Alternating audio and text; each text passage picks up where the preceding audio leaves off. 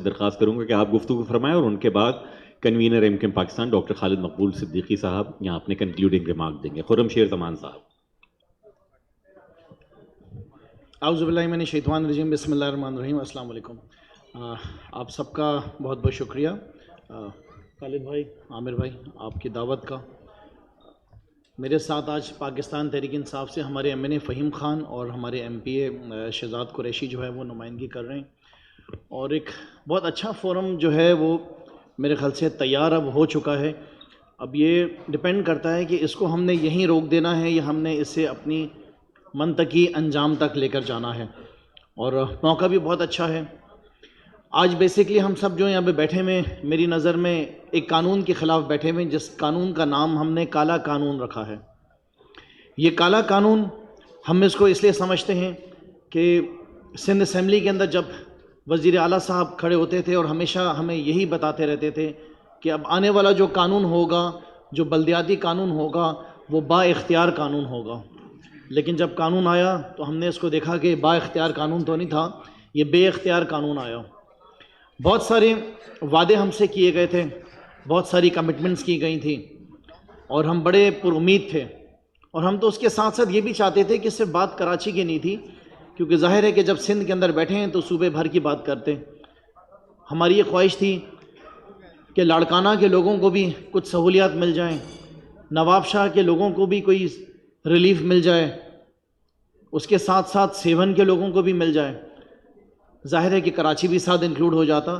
تو یہ 4 جگہوں کی جو میں نے نام لیے اس کی وجہ یہ تھی کہ لاڑکانہ سے ان کے چیئرمین الیکٹ ہو کے آئے ہیں، نواب شاہ سے ان کے کو چیئرمین الیکٹ ہو کے آئے ہیں، سیون سے ان کے صوبے کے وزیر اعلیٰ الیکٹ ہو کر آئے ہیں، تاکہ تاثر یہ نہ جائے کہ ہم صرف یہاں پہ بیٹھ کر کراچی کی بات کر رہے ہیں. لہٰذا آج ہم جو یہاں بیٹھے ہوئے ہیں پورے صوبے کے لیے بیٹھے ہوئے ہیں، اور ظاہر ہے کہ مقصد بھی ہمارا پورے صوبے کا ہے.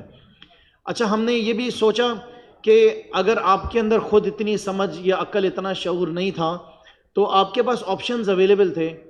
آپ اسلام آباد کے قانون کو دیکھ سکتے تھے، آپ پنجاب کے قانون کو دیکھ لیتے، آپ کے پی کے قانون کو دیکھ لیتے. لیکن میں نے یہ محسوس کیا کہ ان کی نظر کے اندر جو ڈھاکہ والے ہیں وہ بھی شاید پاگل ہیں، جو لندن کے اندر ایک قانون چل رہا ہے وہ بھی ٹھیک نہیں ہے، دہلی والی بھی شاید کوئی اور دنیا سے آئے ہوئے ہیں، نیو یارک کا قانون اگر آپ پڑھ لیتے تو اس سے بھی شاید کسی قسم کا آپ کو کوئی آئیڈیا ہو جاتا. لیکن ان کی کوئی اور ہی سوچ ہے، اور ہم نے یہ ایک اندازہ لگایا کہ شاید پوری دنیا کے اندر ایسا کوئی قانون یا کوئی ایسا نظام اس وقت موجود نہیں ہے، بلدیاتی نظام، جس کو سندھ حکومت نے دے کر کاپی کیا ہوگا اور سمجھا ہوگا کہ شاید عوام کی زندگی کے اندر ان کے اس قانون سے کسی قسم کی کوئی بہتری آ جائے. ہماری خواہش تھی کہ ٹرانسپورٹ کا تباہ حال نظام اس وقت صوبے سندھ کے اندر ہے، شاید ٹرانسپورٹ کا نظام جو ہے وہ آنے والے میئر کو دے دیا جاتا.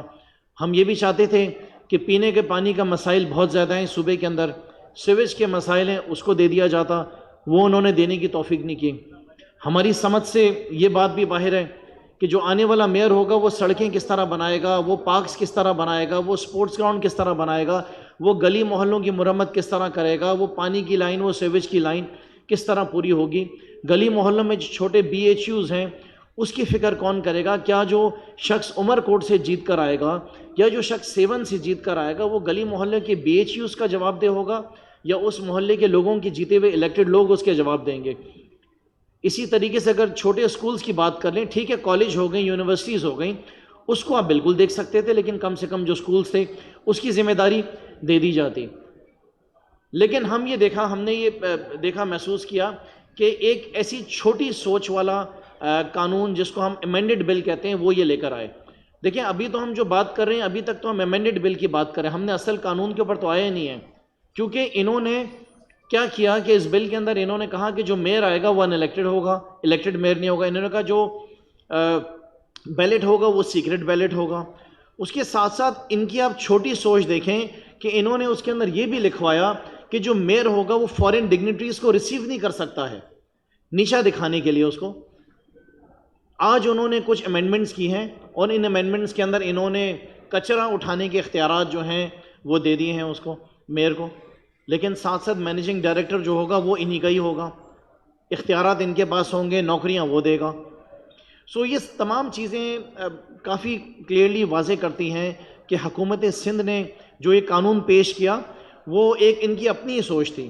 دیکھیں میں آپ کو بتاؤں کہ میں 8 سال سے سندھ اسمبلی کے اندر بیٹھا ہوا ہوں, اور 8 سال سے اگر آپ مجھ سے پوچھیں کہ میں اپنے حلقے کے لیے کیا کر رہا ہوں, تو مجھے کبھی کچرے اٹھانے کی فکر کرنی پڑ رہی ہے, کبھی میں اسٹریٹ لائٹیں لگوا رہا ہوں, کبھی میں پانی کی لائنیں فٹ کروا رہا ہوں, کبھی جو ہے گٹر کی لائنیں ٹھیک کروا رہا ہوں.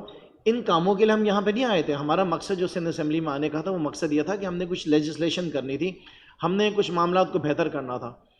ہم جو سندھ اسمبلی کے اندر بیٹھ کے دیکھ رہے ہیں, میں آپ کو بتاؤں کہ صوبہ سندھ جو ہے وہ سندھ حکومت اس کو سٹون ایج کی طرف لے کے جا رہی ہے, اس کو موئنجو دڑو کے اندر تبدیل کرنے کی کوشش کر رہی ہے. اور اگر ہم اس انتظار کے اندر رہیں گے کہ 2023 کے اندر الگ الگ سیاسی جماعتیں اقتدار کے اندر آئیں گی, جیتیں گی اور پھر کچھ تبدیلی آئیں گی, جب تک تو یہاں پہ ہمارا کام اتر چکا ہوگا, اس وقت پھر ہمارے پاس یہ گنجائش نہیں رہے گی کہ ہم نے کچھ کرنا ہے. پچھلے دنوں تھوڑی سی بات بڑھاتے ہوئے کہ روٹیشن پالیسیز کے تھرو ایک وفاقی حکومت کی طرف سے ایک میسج آتا ہے, ایک لیٹر آتا ہے کہ روٹیشن پالیسیز کے تھرو جو ہے پولیس آفیسرز کو روٹیٹ کیا جائے گا, دوسرے صوبوں میں بھیجا جائے گا. صوبے کے وزیر اعلیٰ جواب میں کہتے ہیں کہ مجھے مجبور کیا جا رہا ہے کہ میں اپنی فورس تیار کروں. ایک تاثر ایسا دیا جا رہا ہے کہ صوبہ سندھ جو ہے وہ پورے پاکستان سے الگ ہے.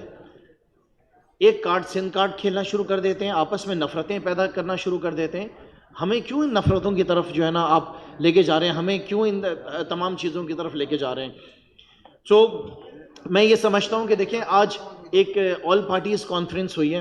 پاکستان تحریک انصاف نے اس سے تھوڑا سا آگے بڑھ کر کل کی تاریخ میں ہم نے آل اسٹیک ہولڈرز کانفرنس رکھی ہے, کیونکہ ہمیشہ یہ کہا جاتا تھا بہت ساری ایسوسیشنز ہو گئیں, ڈفرینٹ کمیونٹیز ہو گئیں, تاجر برادری ہو گئیں, این جی اوز ہو گئے, کہ آپ لوگ ہمیشہ فیصلے کر لیتے ہیں اور ہم جو اسٹیک ہولڈرز ہیں ان کو آن بورڈ نہیں لیا جاتا. میں بہت اپریشیٹ کرتا ہوں آج کی جو آل پارٹیز کانفرنس ہے, اسی کے ساتھ ساتھ ہم نے ایک آل اسٹیک ہولڈرز کانفرنس رکھی ہے. میں سمجھتا ہوں کہ جتنی بھی سیاسی جماعتیں ہیں وہ اپنی جو ہیں کانفرنسز کر لیں, اپنے احتجاج کر لیں, لیکن اس کے بعد ہمیں ایک احتجاج کرنا پڑے گا ہم سب کو مل کر, اور وہ احتجاج ہونا چاہیے سندھ اسمبلی کے باہر, اور ایک جھنڈے کے تلے وہ ہو پاکستان کا جھنڈا. کیونکہ جس ایوان کے اندر بیٹھ کر آج کالے قانون بنائے جا رہے ہیں, جہاں پہ 2 نمبر قانون بنائے جا رہے ہیں, آج وزیر اعلیٰ صاحب نے اپنی تقریر میں کہا کہ ہم میجورٹی ہیں اور تم مائنورٹی ہو, ایسے انگلی کر کے کہ تم لوگ مائنورٹی سے ہو اور ہم میجورٹی سے, ہمارا جو دل آئے گا ہم کریں گے, ہم اپنے قانون پاس کریں گے. یہ اس ہال کے اندر جتنے سیاسی جماعتوں سے لوگ تعلق رکھتے ہیں, میرے خیال سے یہ کروڑوں کا ووٹ آپ کے سامنے موجود ہے. وزیر اعلیٰ صاحب, اگر آپ نے یہ کہے کہ ہماری آواز دبا دینی ہے کہ سندھ اسمبلی کے اندر ہم مائنورٹی میں, تو اگر آپ حساب لگا لیں گے تو میجورٹی آج وقت اس ہال کے اندر یہاں پہ بیٹھی ہوئی ہے.